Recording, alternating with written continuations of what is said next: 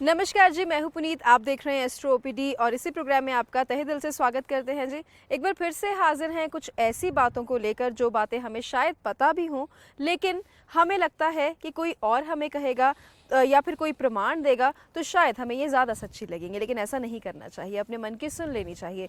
और आप क्यों पसंद कर रहे हैं एस्ट्रो ओपीडी को इतना? क्योंकि यहाँ मन की बातें कही जाती हैं, और जब बातें दिल से जुड़ी हुई हों और दिल तक पहुँचने वाली हों तो मुझे लगता है कि हर कोई बात जो है उसका नज़रिया खूबसूरत हो जाता है, ज़हीन हो जाता है और ज़िंदगी बहुत बहुत बहुत खूबसूरत हो जाती है। तो आज का जो ये एपिसोड है एस्ट्रो ओपीडी का, वो बहुत सारी ऐसी चीज़ें होने वाली हैं, बहुत सारी ऐसी बातें होने वाली हैं जो आपको भाने वाली हैं और मिलने वाले हैं आपको खुश रहने के उपाय। हम चाहते हैं हमें हर चीज़ इंस्टेंट मिल जाए, हम चाहते हैं कि एकदम से सब कुछ हो जाए। ऐसा नहीं है, हो सकता है कि चीज़ें इंस्टेंट भी मिलती हों।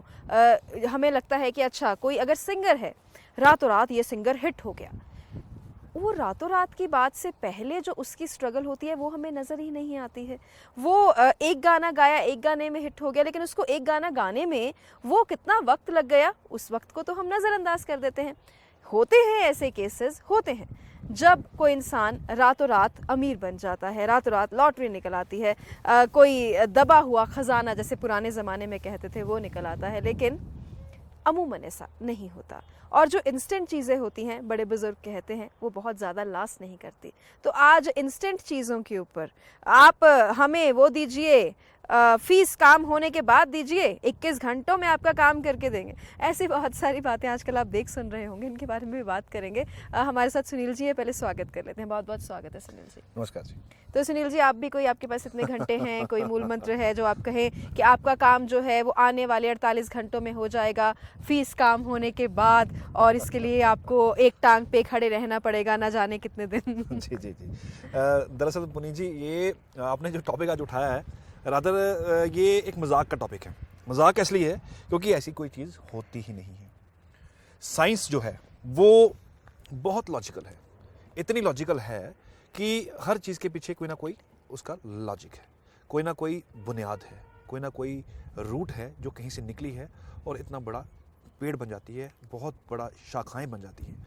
ये जो पुनीत ने जैसे बात की, पुनीत जी ने, कि 21 घंटे में हो जाएगा, 41 घंटे में हो जाएगा, ऐसा हो जाएगा, वैसा हो जाएगा, ऐसा कुछ नहीं है। ये फ्रॉड है, ये टोटली फ्रॉड है और लोग इसमें, इस ट्रैप में फंस जाते हैं और पैसे वगैरह दे के, अपना सामान दे के, गहने दे के, कई तरह की ठगियाँ लोग करते हैं, जो कर रहे हैं।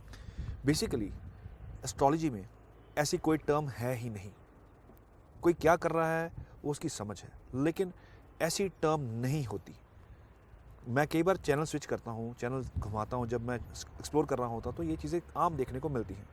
गुस्सा भी आता है इन चीज़ों को देख के, क्योंकि ये किस बुनियाद से बोल रहे हैं कुछ पता नहीं होता, कोई लॉजिक नहीं होता, ना इनकी कोई एजुकेशन का पता है, ना इनका कुछ बेस है। बस ये हो जाएगा, वैसा हो जाएगा, नॉनसेंस ही कुछ चीज़ें चलती हैं। एस्ट्रोलॉजी में ऐसा नहीं होता। यहाँ पे लॉजिकल चीज़ें हैं। एडवांस एस्ट्रोलॉजी लॉजिक के साथ चलती है। आप एस्ट्रोलॉजी का कोई भी क्वेश्चन मेरे से पूछेंगे, कोई भी, मेरे पास उसका आधार होगा, उसका लॉजिक होगा। क्यों होती है ऐसी चीज़, कैसे होती है, क्यों और कैसे का जवाब होगा। लेकिन इन चीज़ों के पीछे ना तो कोई बेस है, ना कोई साइंस है, बस एक अंधविश्वास है जो जो लोग मिसयूज़ करके पैसे वगैरह ठग लेते हैं।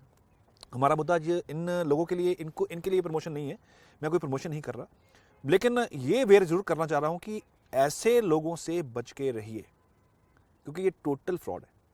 अगर आप कहीं भी रहते हैं, दुनिया के किसी भी कोने में रहते हैं, तो कोई अच्छा एस्ट्रोलॉजर ढूंढिए, अपनी कुंडली की जांच करवाइए और उसका उपाय लीजिए, विद लॉजिक्स लीजिए। शुरू से मैं लॉजिक की बात करता हूँ कि लॉजिकली चलेंगे तो चीज़ें समझ में आएंगी, लॉजिकली चलेंगे तो चीज़ें समझ में आके सुलझ भी जाएंगी। लेकिन विश्वास रखना बहुत ज़रूरी है। विश्वास के बिना तो मैं तो कहता हूँ दवाई भी नहीं लगती। अगर आपने मेडिसिन उठा के खाई और ये विश्वास के साथ खाई कि हाँ, मुझे, मेरा सर दर्द हो रहा है, मैंने ये मेडिसिन उठा के खाई है, मेरे को इससे फ़र्क पड़ेगा, नेचुरली आपको फ़र्क पड़ेगा।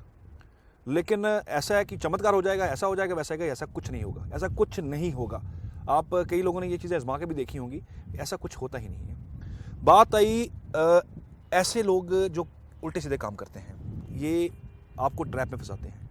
ये कौन सी साइंस है जिसके पीछे ये लोग काम करते हैं, जो तो लॉजिकली, क्योंकि देखो, तंत्र मंत्र हमारे शास्त्रों में चलता आ रहा है। बहुत महारत रखने वाले जो सामने भी नहीं आते, वो ये काम करते हैं, लेकिन वो सामने नहीं आते। कोई अपने मुंह से नहीं कहेगा कि मैं ये हूँ, मैं वो हूँ। जो कह रहा है वो फ्रॉड है। ये केतु जो है, ये साइंस की जो नॉलेज रखते हैं, जो इस साइंस की नॉलेज रखते हैं, जो वाकई कुछ करते हैं, जो क्योंकि तंत्र मंत्रों में, वेदों में बहुत ज़्यादा शक्ति होती है, तो मंत्रों से जो ये चीज़ें करते हैं उनका केतु बहुत स्ट्रांग होता है। केतु बहुत इमोशनल ग्रह है, जिसका सिर नहीं है, सिर्फ धड़ है, बहुत इमोशनल है। जिस ग्रह के साथ बैठता है वैसा ही हो जाता है।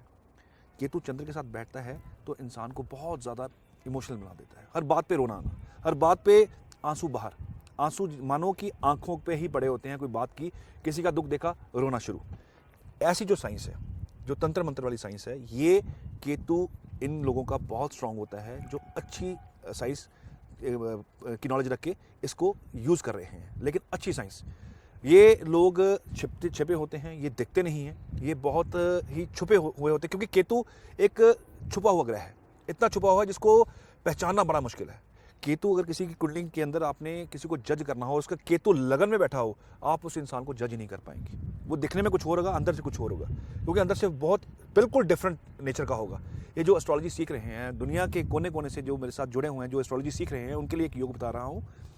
केतु जब लगन में होता है, ऐसे इंसान को जज करना बहुत मुश्किल है।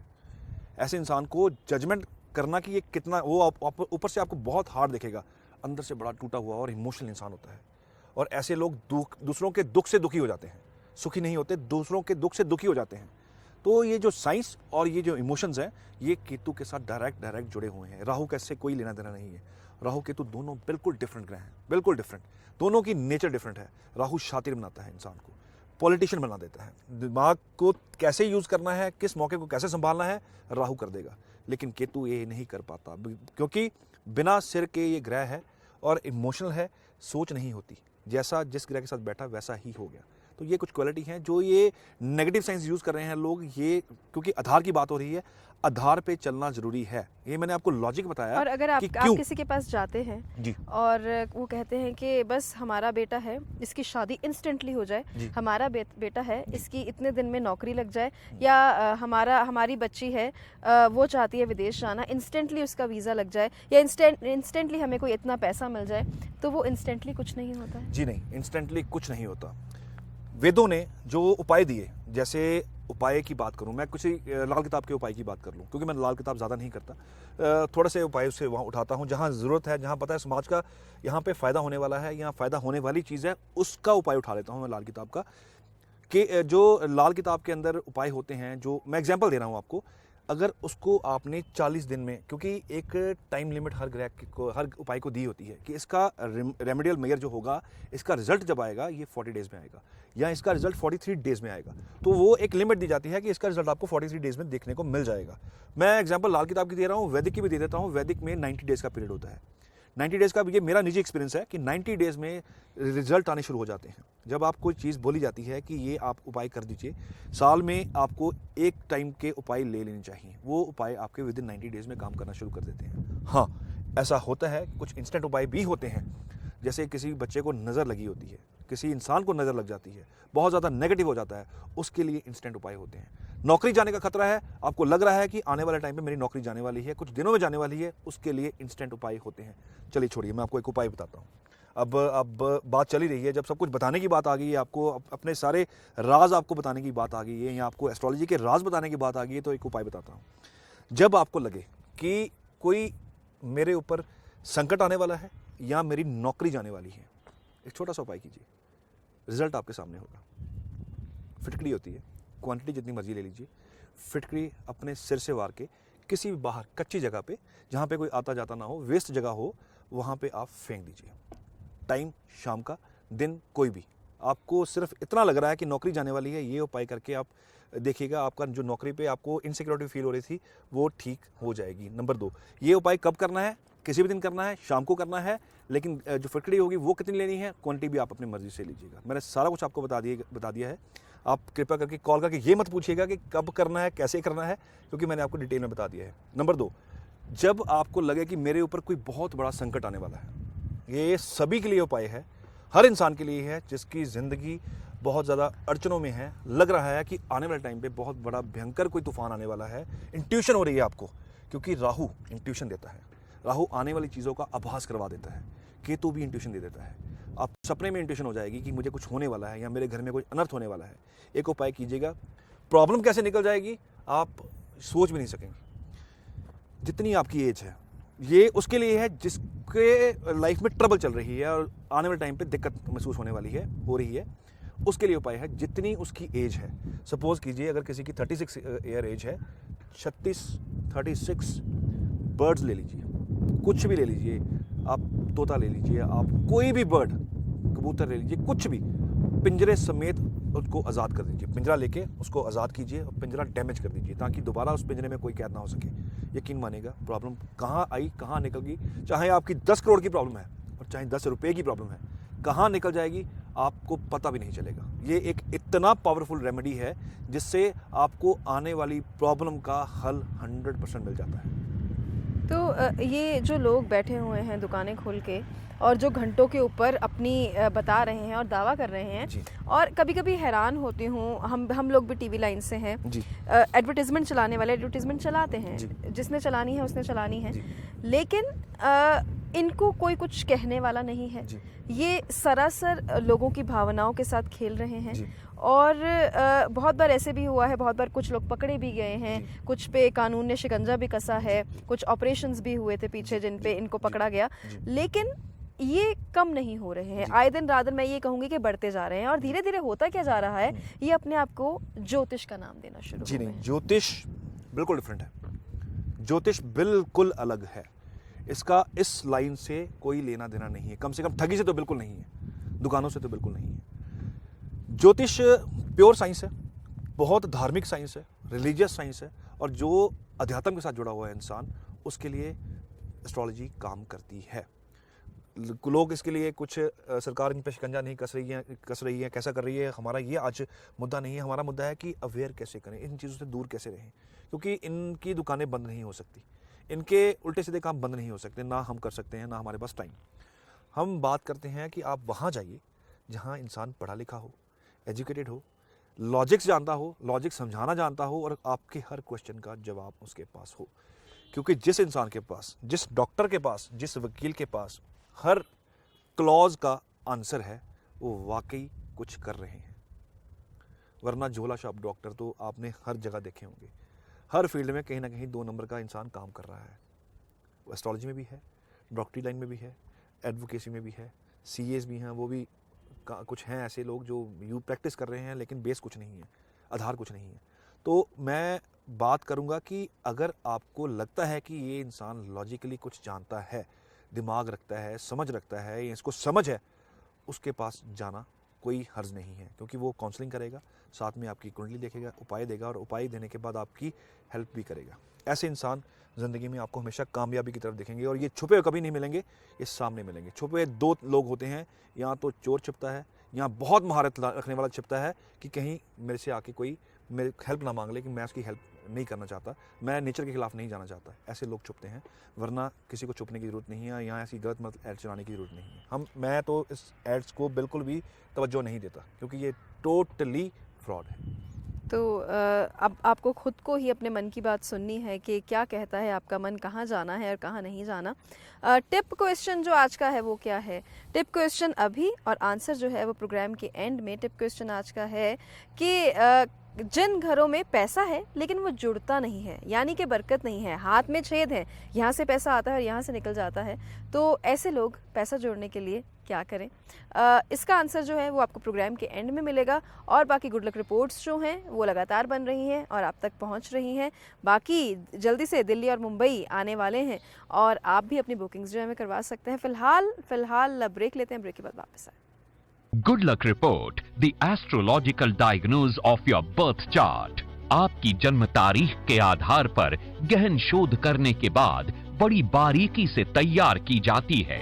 इस रिपोर्ट में ग्रहों के आधार पर आपकी किस्मत में उत्पन्न होने वाली तमाम घटनाएं, जैसे जमीन जायदाद का सुख, पैतृक संपत्ति का सुख, सुख सुविधा, ऐशो आराम, वाहन सुख, शादी का सुख, लव मैरिज, अरेंज मैरिज, जीवन साथी की नेचर, जीवन साथी की दिशा, संतान सुख, पैसा, कर्जा, दुख तकलीफ, आपके दुश्मन, आपकी एजुकेशन, कौन सा प्रोफेशन चुने जो देगा आपको जीवन में सफलता। कुछ ऐसे योग जो आपको आज तक किसी ने नहीं बताए होंगे। आपके लिए कौन सा दान जरूरी है, कौन सा ऐसा दोष लगा है आपकी कुंडली में जिसकी वजह से आपको परेशानियों का सामना करना पड़ रहा है, कौन सा ऐसा सटीक उपाय है जो देगा आपकी परेशानी का हल। रिपोर्ट बनवाते समय आप अपना कोई एक जरूरी सवाल साथ में लिखवाएं जिसका उत्तर उपाय सहित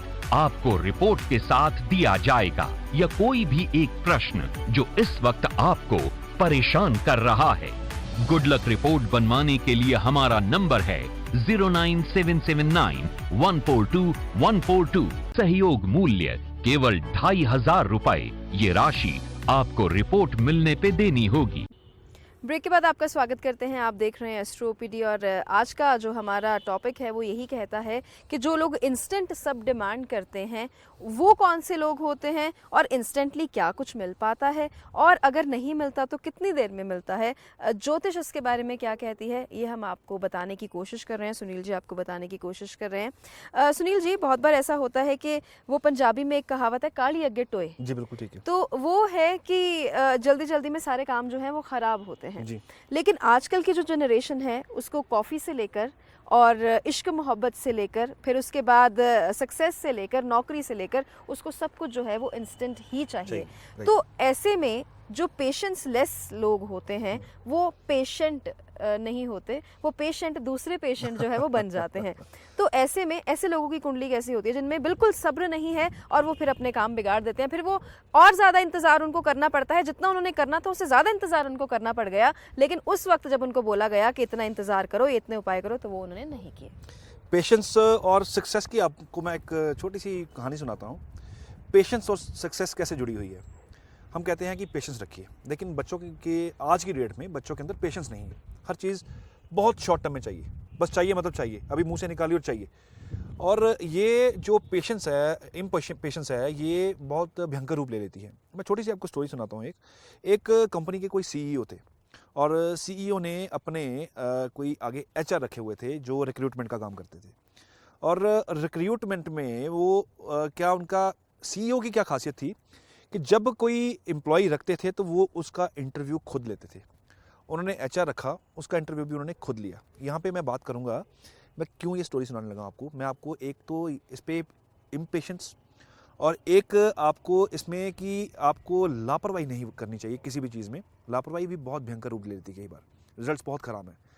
तो क्या होता है कि वो सीईओ एचआर रखते हैं, एचआर के आगे एक इंटरव्यू के लिए एक बच्चा आता है, एक कोई क्लाइंट आता है, कोई कैंडिडेट आता है, और वो उसके सामने, क्योंकि इनका जो तरीका होता है इंटरव्यू लेने का बिल्कुल डिफरेंट होता है, प्रैक्टिकली इंटरव्यू लेते हैं। एचआर के सामने क्लाइंट वो जो होता है कैंडिडेट बैठता है, कैंडिडेट को एक सूप का क्या करते हैं कि कैंटीन में बैठते हैं, वहाँ इंटरव्यू शुरू होती है और कैंटीन में 2 सूप ऑर्डर किए जाते हैं। एचआर भी बैठा होता है और जो कैंडिडेट होता है वो भी बैठा होता है। क्वेश्चनिंग आंसरिंग शुरू होती है, 1-2 क्वेश्चन शुरू होते की बात चल रही होती है, सूप आ जाता है। और सूप में क्या करते हैं कि सूप जब पीने लगते हैं तो जो कैंडिडेट होता है वो क्या करता है कि उसमें नमक डाल देता है, और जब नमक डाल के उसको पीता है तो साथ में ही उसका जो एचआर होता है वो उस कैंडिडेट को रिजेक्ट कर देता है। रिजेक्ट क्यों कर देता है? सूप के साथ रिजेक्शन का क्या मसला है? तो रिजेक्ट करने के बाद जब वो अपने सीईओ के पास जाता है कि सर मैंने इसको रिजेक्ट कर दिया है, तो वो उसको कारण पूछता है। कहता सर, जो इंसान सूप को जैसे, क्योंकि जो इंसान हमारे फर्म के साथ जुड़ने जा रहा है, जो कंपनी के साथ जुड़ने जा रहा है, वो ब्लाइंडली डिसीजन लेगा, क्योंकि इसने बिना टेस्ट किए सूप के अंदर नमक डाला, यानी कि डिसीजन ले लिया बिना सोचे समझे। अगर टेस्ट करके इसमें नमक डालता तो समझ आता कि इसको नमक कम लगा है, इसने सूप में नमक डाल के टेस्ट में एडिशन किया है। लेकिन बिना टेस्ट किए सूप उठाया और सूप के अंदर नमक उठाया, नमक डाल दिया, और ये भी नहीं जांचा कि उसमें ऑलरेडी नमक मात्रा जो है वो ज़्यादा क्वांटिटी में तो नहीं है। ऐसा एम्प्लॉय कंपनी उड़ा देगा। ये होती है लापरवाही की हद, और ये होती है प्रिसीजन होने की हद, ये होती है आपकी आंखों की परख रखने की हद। लापरवाही नहीं होनी चाहिए और आंखों की परख होनी चाहिए। अब जब वो ये, क्योंकि ये एचआर ट्रेंड होता है, सीईओ से ट्रेंड होता है कि इंटरव्यूज़ ऐसे लेनी है। जब वो जाता है अपने सीईओ के पास, सर मैंने एक इंसान जो ऐसे ऐसे मेरे पास आया था, मैंने रिजेक्ट कर दिया, तो सर ये जो आपने मुझे तरीका बताया था, क्या ये वाकई काम करता है? क्या ये वाकई इंसान की परख करता है? जो आपने मुझे प्रैक्टिकली ये चीज़ें सिखाई हैं, जो मैं आगे कैंडिडेट के साथ करता हूँ, मेरे हिसाब से ये सरासर गलत बात है। उसका स्किल देखना चाहिए, ये चीज़ नहीं देखनी चाहिए। तो वो क्या कहता है कि यू आर फायर्ड, क्योंकि अगर तूने ये चीज़ को तवज्जो नहीं दी तो तू मेरी कंपनी कभी भी डुबो देगा। इसलिए पेशेंस रखनी, कहाँ क्या बात करनी है, और आपके अंदर पेशेंस का होना बहुत ज़रूरी है। लापरवाही नहीं होनी चाहिए। मैंने क्यों ये स्टोरी सुनाई? क्योंकि आज के डेट में बच्चों को ये समझाना बहुत ज़रूरी है कि पेशेंस के साथ ज़िंदगी में कामयाबी जुड़ी हुई होती है, और हर इंसान जो कामयाब है उसके पीछे बहुत लंबी स्टोरी होती है, उसके पीछे बहुत संघर्ष होता है, उसके पीछे बहुत ज़्यादा उस इंसान ने रातें अपनी ख़राब की होती हैं उस स्टडी के पीछे, उस विद्या के पीछे। चाहे वो कोई भी है, चाहे वो कितना भी बड़ा टाइकून है, कितना भी बड़ा बिजनेस टाइकून है, उसके पीछे बहुत संघर्ष होता है, लेकिन फेस पे शांति होती है, क्योंकि पीछे जो संघर्ष होता है उसने उसको बहुत कुछ सिखाया होता है। ये कौन सा ग्रह करवाता है? राहु अच्छा हो तो आपको पेशेंस दे देता है, राहु ख़राब हो तो आपको बहुत इम्पेशेंट करता है, और गुरु अच्छे हों तो दिमाग बहुत अच्छा काम करता है। अगर गुरु अच्छे ना हो, गलत पे गलत डिसीजन। सब्र के साथ सुख जुड़ा हुआ है। बिल्कुल जुड़ा हुआ है जी, बिल्कुल जुड़ा हुआ है। कहना और समझना और इसके ऊपर अमल करना बहुत मुश्किल है। कहना आसान है, सब्र कर रख के उसकी वेट करनी, फल की वेट करनी बहुत मुश्किल है। आते हैं तो नीचे कई लोग जो कहते हैं कि सर मुझे तो ऐसा उपाय दीजिए अभी के अभी सब कुछ हो जाए। ऐसा नहीं होता। फिर मैं आपको समझाता हूँ, फिर समझ आती है, हाँ सर आपने बिल्कुल ठीक बोला कि वाकई इम्पेशेंस के आगे हमेशा, पंजाबी में आपने बिल्कुल कहावत बोली कि काली आगे टोए, वो होते हैं। जो जल्दबाजी करता है वो गड्ढे में गिरने के उसके चांसेस ज़्यादा होते हैं।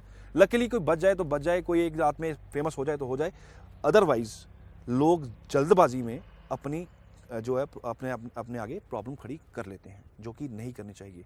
राहु खराब है, राहु का इलाज कीजिए। चंद्र खराब है, चंद्र का इलाज कीजिए। कोई भी ग्रह खराब है तो उसका इलाज कीजिए। इलाज करके आप थोड़ा पेशेंस रख के वेट कीजिए, चीज़ें ठीक होती हैं। एक पेशेंट भी जब हॉस्पिटल जाता है तो उसको भी कुछ दिन लगते हैं ठीक होने में, रिकवर होने में। उसके बाद भी जब उसको डॉक्टर छुट्टी करता है, हॉस्पिटल से रिलीव होता है, तो उसको बोला जाता है कि आपको घर जाके बेड रेस्ट करनी है। ऐसा नहीं है कि एलोपैथी में आपने आज ही जाके इलाज करवाया और आज ही आप उठ के चलना शुरू हो गए, ऐसा नहीं होता। हार्ट पेशेंट है, सर्जरी हुई है, सर्जरी के बाद डॉक्टर आपको बेड रेस्ट बोलेगा। आंखों का ऑपरेशन हुआ है तो उसके बाद भी आपको आइज़ पे चश्मा लगाने के लिए कुछ दिनों के लिए बोला जाएगा। अगर साइंस, एलोपैथी, साइंस ऐसी चीज़ें पेशेंस रखने की, वेट करने की बात करती हैं, तो एस्ट्रोलॉजी में भी पेशेंस और वेट रखनी ज़रूरी होती है। क्योंकि इन नेगेटिव चीज़ों में, जो नेगेटिव बातें पुनीत जी ने लोगों उनके बारे में की, जो लोग करते हैं, उनका आधार ज़ीरो है, और वो आपको लालच देके, देखिए लालच बड़ा देना आसान है, लेकिन कोई करके दिखाए तो बात फिर है। तो एस्ट्रोलॉजी जो है साइंस पे टिकी है, लॉजिक्स पे टिकी है, रिजल्ट अच्छे आते हैं, बशर्तियाँ कि आपको पेशेंस रखनी होती है।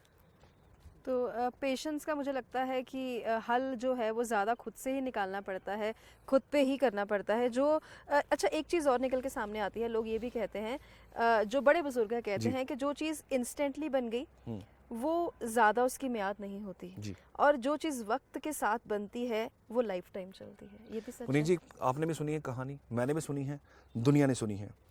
खरगोश और कछुए की कहानी कौन नहीं जानता? जो इंसान जल्दबाजी में भाग के आगे जाके खड़ा हो जाता है, उसको लगता है कि मैं नंबर 1 हूँ, वो उसके अपने दिमाग की गलत फहमी होती है। हालांकि कछुआ की चाल, आज की डेट में कछुए की चाल की मैं बात नहीं कर रहा, लेकिन कछुए जैसी चाल मतलब पेशेंस होनी बड़ी ज़रूरी है। आपकी कुंडली के अंदर एक घर है जो बड़ा हिडन घर है, 8वां घर और 12वां घर, बड़ा हिडन सा घर है, जिसके अंदर ऐसी चीज़ें छुपी होती हैं। आपके टैलेंट 8वें घर में छुपे होते हैं। ये मैंने योग बताया आपको, जो एस्ट्रोलॉजी कर रहे हैं उनके लिए योग। 8वें घर में आपका टैलेंट छिपा होता है कि आप ज़िंदगी में कौन सा ऐसा छुपा हुआ काम करोगे जो आपको फेमस कर देगा। ये कुंडली के 8th घर से देखा जाता है। 8th घर से आम लोग क्या देखते हैं, उम्र देख ली, उसके बाद टैक्सेस देख लिए, उसके बाद छोटी मोटी चीज़ें देख ली, आपको चोट तो नहीं लगेगी, आपको कोई नुकसान तो नहीं होगा। 12वें घर से आपके एक्सपेंसेस देख लिए, आपके खर्चे देख लिए, लेकिन बहुत कुछ है। एक दिखने में एक कॉलम, छोटा सा कॉलम है, लेकिन इस कॉलम के अंदर इतना कुछ है, इतना कुछ है, ये इतना बड़ा समंदर है कि आप यकीन कीजिएगा, गिनाने लग जाऊंगा तो शायद 10 एपिसोड कर लूँ फिर भी ख़त्म नहीं होगा। 12वें घर में भी आपके टैलेंट छुपे होते हैं। बाकी के जो घर हैं वहाँ पे तो बहुत कुछ है, 12वें घर में भी टैलेंट छुपा होता है। आप सोशली कितना एक्टिव रहोगे, बाहर में घर में छुपा होता है। आप सोशली कितने कामयाब रहोगे, कई लोग समाज सेवा करते हैं और इतना फेमस हो जाते हैं जो दुनिया उनको सलाम करती है। समाज सेवी आपको 12वें घर से देखा जाता है, 12वें घर से ही समाज सेवी आपको जो है वो आपको बनाएगा। तो फिर अभी मुझे लगता है कि अब वो वक्त आ गया है जब हमें टिप क्वेश्चन का आंसर देना होगा। यहाँ भी पेशेंस की बात है। जी। गृहिणियाँ जो हैं, जो घर में औरतें रहती हैं, वो धीरे धीरे करके पैसा जमा करती हैं। जी। लेकिन कुछ लोग ऐसे होते हैं, चाहे वो गृहिणियाँ हो, पुरुष हो, जो मर्जी हो, जी। वो कोशिश करते हैं कि पैसा जुड़े, पैसा आ भी रहा है, जी। लेकिन कहते हैं कि इसके हाथ में छेद है, यहाँ से आता है और यहाँ से चला जाता है। तो ऐसे लोग पैसा जोड़ने के लिए क्या कर सकते हैं, और जुड़ता है तो क्यों नहीं जुड़ता है? कुंडली के दूसरे घर में, दूसरा घर जिसको धन भाव बोला जाता है, 5वां घर जिसको लक्ष्मी स्थान बोला जाता है, ये आपके जो बैंक बैलेंस होता है कुंडली के सेकंड हाउस से देखा जाता है। नीच का प्लेनेट यहाँ पड़ा होगा, उस एनर्जी में आपका पैसा निकल जाएगा। शुक्र अगर नीच का आपके दूसरे घर में पड़ा हुआ है तो आप सुख ढूंढने निकलोगे, सुख नहीं मिलेगा। सुख के लिए जगह जगह जाओगे, सुख के लिए हर जगह कोना, हर दुनिया का हर कोना छान मारोगे, नहीं मिलेगा, पैसा निकल जाएगा। नीच के शुक्र है, सुख के लिए भाग रहे हैं आप, सेकंड हाउस पैसे के लिए भाग रहे हैं, सुख के लिए भाग रहे हैं, लेकिन नहीं मिलेगा। सुख ढूंढने में निकल जाएगा। अगर यहाँ पे सपोज कीजिए गुरु बैठ गए तो आप एजुकेशन पे पैसा वेस्ट कर दोगे। कौन सी एजुकेशन? जिसका आपको आने वाले टाइम में फायदा नहीं होने वाला। नीच की गुरु की बात कर रहा हूँ, योग बता रहा हूँ, एस्ट्रोलॉजर्स के लिए योग बता रहा हूँ, जो योग कुंडली देखते हैं, जो एस्ट्रोलॉजी करते हैं। गुरु अगर सेकंड हाउस में बैठ जाए तो भी आपका पैसा निकल जाता है सीखने में। और लेकिन आपको, कई लोगों ने क्या किया हुआ है कि लोगों ने बहुत हाईली एजुकेटेड है, बहुत पैसा, बहुत एजुकेशन ली, उन्होंने बहुत ज़्यादा हाईली एजुकेट हो गए, लेकिन करना क्या है ये पता नहीं है। ऐसे लोग घर पे बैठे हुए हैं, घरेलू हैं, कुछ नहीं कर रहे हैं, एजुकेशन हाईली एजुकेटेड है, लेकिन कर कुछ नहीं रहे। पैसा कहाँ से कमाना है ये आइडिया नहीं है। ये कुछ योग होते हैं जो पैसा जोड़ने नहीं देते और पैसे की वेस्टेज इस तरफ कर देते हैं जहाँ से आपको लगता है कि मैं आने वाले टाइम पे यहाँ से पैसा कमा लूँगा, लेकिन कमाई तो नहीं होती। एजुकेशन जरूर ले लेते हैं आप, लेकिन कमाई नहीं तो करें क्या? करें क्या? ये अलग अलग ग्रह के लिए अलग अलग उपाय हैं, लेकिन मैं आपको एक कॉमन रेमेडी बता देता हूँ कि पैसा जोड़ने के लिए क्या करना चाहिए। उम्मीद करता हूँ कॉपी पेन आपके हाथ में होगा, नोट कर लीजिए। शुक्रवार के दिन होगा शुक्रवार का, बर्फ़ी लीजिए या सफ़ेद मिठाई ले लीजिए, कोई भी सफ़ेद मिठाई ले लीजिए। शुक्रवार वाले दिन मंदिर में जाके किसी माँ दुर्गा को भोग लगा दीजिए, या किसी भी वहाँ आप गॉड के आइडल हैं वहाँ पे उनको भोग लगाइए, और अपने हाथों से बच्चों को बांट दीजिए। बच्चियाँ छोटी मिल जाएं बहुत बढ़िया, उनको बांट दीजिए, खाइए मत, बांट के आइए, और इसको रेगुलर कीजिए। पैसा जुड़ना शुरू हो जाएगा, सुख आना शुरू हो जाएगा। तो मुझे लगता है कि बहुत मुश्किल नहीं है, पैसा नहीं जुड़ रहा है तो पैसा भी जुड़ेगा। और जो लोग इंस्टेंटली चीज़ें डिमांड करते हैं, आज ये एपिसोड खास करके उनके लिए था। और ऐसे लोग हम में से, इवन मैं भी, हम में से बहुत सारे लोग हैं जो चाहते हैं कि हर चीज़ जो है वो बस ज़िंदगी में झटपट से हो जाए, ज़्यादा वक्त नहीं देते हैं। लेकिन थोड़ा सा वक्त जो है वो देना सीखना पड़ेगा, अदरवाइज़ चीज़ें जो हैं वो और डिले होती जाएंगी। आप अपना ध्यान रखिए। धन्यवाद। नमस्कार।